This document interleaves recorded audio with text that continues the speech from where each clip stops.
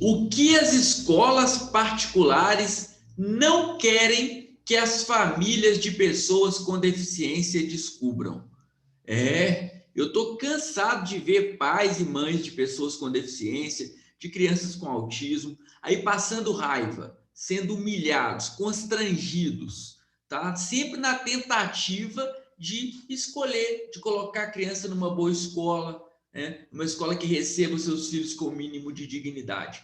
Gente, as situações de desrespeito, elas são inúmeras. E aqui falando especificamente das escolas particulares, tá?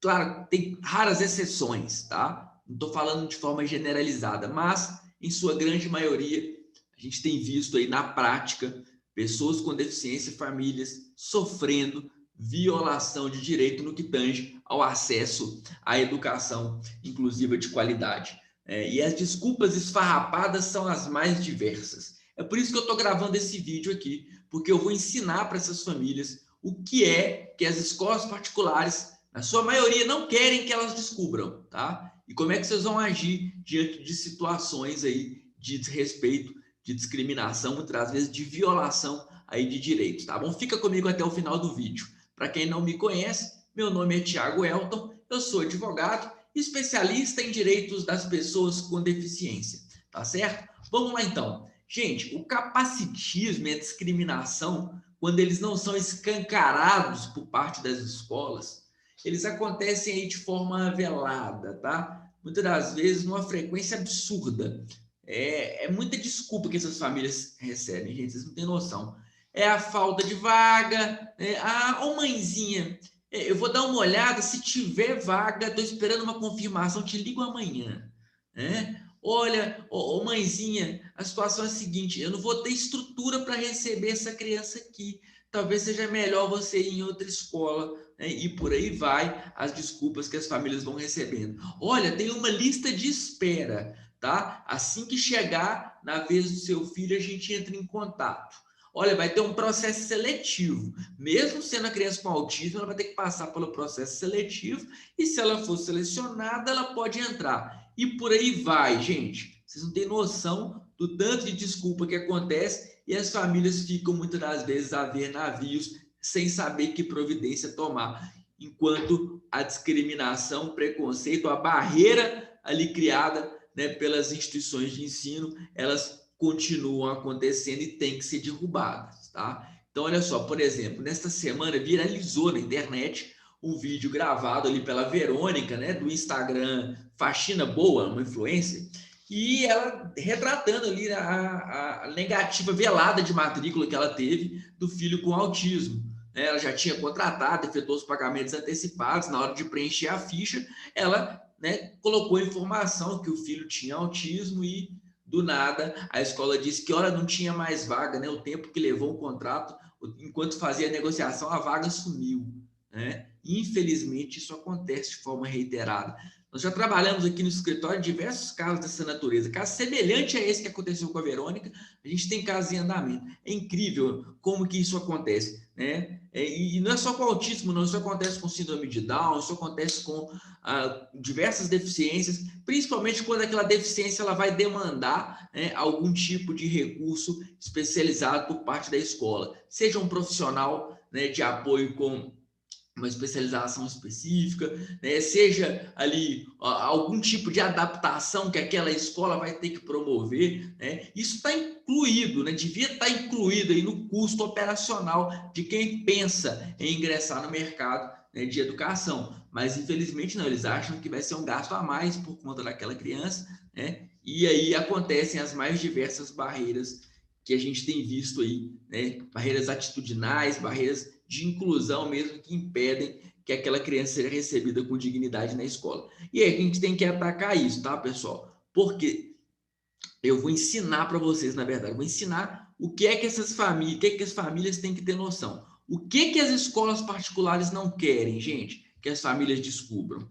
Eu vou falar de forma bem didática aqui, é uma questão de direito, mas eu vou explicar que é uma promessa que a gente tem aqui no canal, que é facilitar a linguagem, falar de forma clara e didática para quem precisa. Então, olha só, de um lado nós temos a escola como fornecedor, do outro lado nós temos ali a família, né, como consumidor, ou seja, é uma relação de consumo, mas é uma relação de consumo que ela é especial, digamos. Por quê? Porque vão incidir ali normas de direitos do consumidor, né, normas de proteção consumerista, como também normas de defesa dos direitos das pessoas com deficiência, normas de direitos e garantias das pessoas com deficiência. Isso faz toda a diferença na hora que a gente está combatendo ali uma violação de direitos. Por quê, pessoal? Porque numa relação de consumo, né, a gente está trabalhando, por exemplo, numa ação que envolve uma questão de direito do consumidor,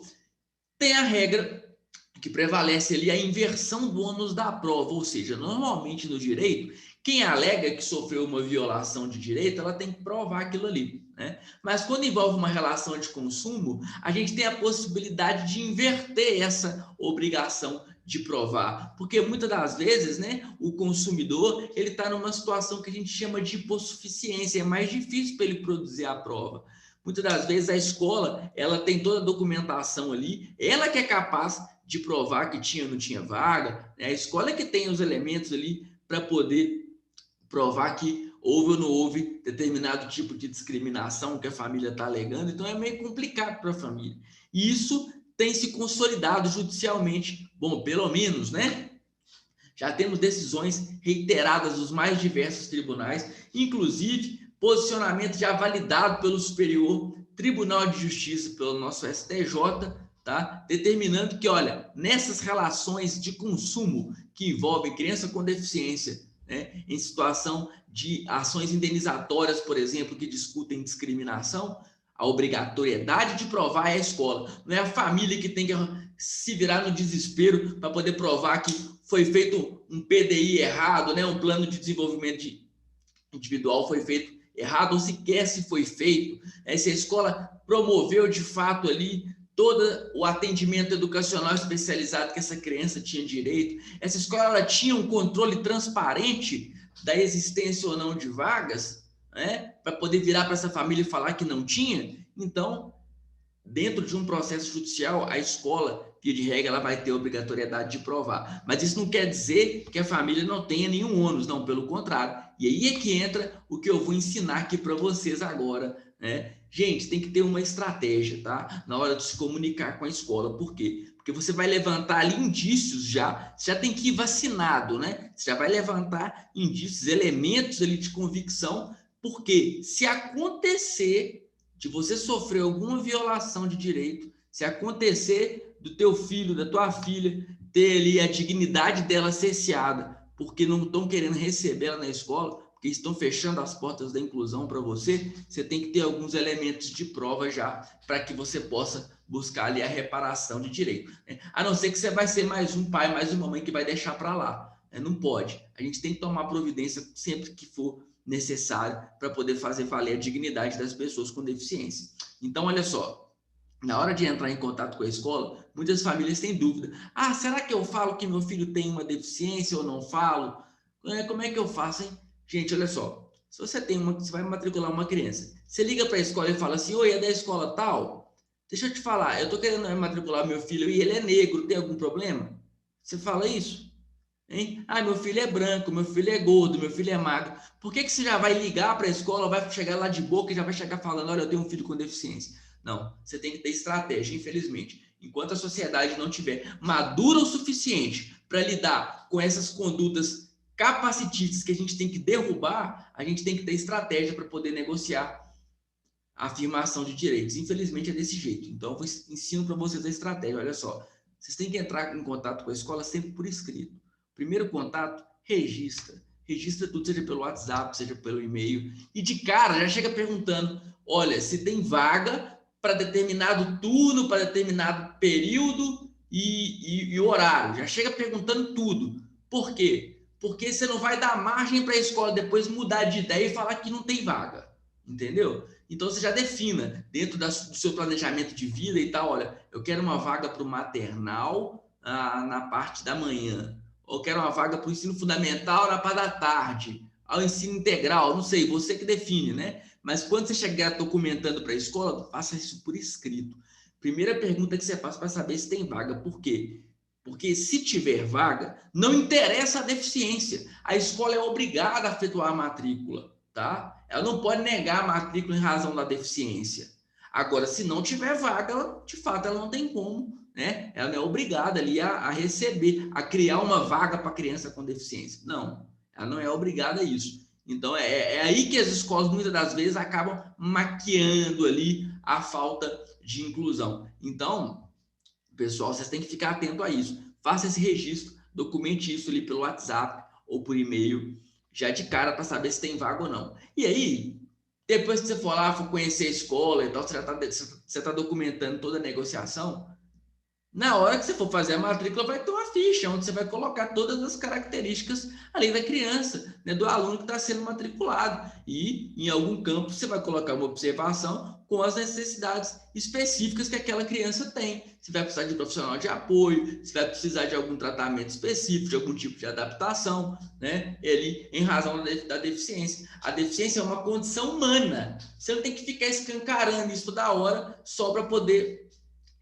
na hora de tentar fazer uma matrícula na escola. Não, pessoal, não. Tem que ter essa atenção, tá? Por favor. Então, é uma questão de estratégia. Documente sempre por escrito, porque você tem que ter uma pastinha preta, né? Já ensinei a galera. Quem me segue nas redes sociais, quem acompanha o canal do YouTube, já sabe que família de pessoa com deficiência tem que ter uma pastinha preta, né? Tem que estar bem documentado ali, porque isso vai fazer toda a diferença em caso de violação de direito e que você precisa ali tomar alguma providência, tá bom, pessoal? Vocês têm que fazer isso. Lembrando que toda e qualquer violação de direitos das pessoas com deficiência ali, dentro dessa relação de consumo, ela produz efeitos antes, durante e depois da relação. Por exemplo, quando você está ali negociando com a escola uma matrícula, você está no que a gente chama no direito de fase de pontuação contratual. Você está negociando. Ali já está incidindo, sim, normas de proteção, tanto do consumidor quanto de